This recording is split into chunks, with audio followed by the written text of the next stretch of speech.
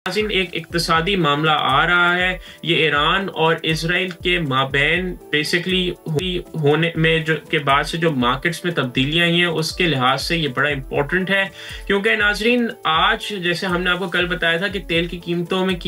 में 7% कमी आई है, जबकि वॉल स्ट्रीट के शेयर्स में इजाफा हुआ। क्योंकि नाज़रीन ये समझना बहुत ज़रूरी है कि जब भी मशरिक़ी वसत, जैसे हमने आपको कल भी बताया था, में कोई तनाज़ा होता है तो इसका बहुत गहरा असर होता है दुनिया की मईशत पे, क्योंकि मशरिकी वस्ता दुनिया का सबसे ज्यादा तेल पैदा करता है। और नाज़रीन आज भी दुनिया की मईशत का सबसे ज्यादा दारोमदार जो तवानाई है या एनर्जी है उसके प्रोडक्ट्स पे है। तो नाज़रीन American benchmark West Texas intermediate oil की कीमत 7.2% गिरकर $78.51 फी बैरल हो गई, और ये नाज़रीन इस लेवल से भी कम है जब से जंग शुरू हुई थी। तो नाज़रीन ये जो ईरान और इजराइल का मामला है ये बहुत अहम है, और इसमें बहुत ज़रूरी है कि बेसिकली इजराइल को बताया जाए, उसको उसके हदूद में रखा जाए, क्योंकि इजराइल की जो मेयर एग्जिस्टेंस है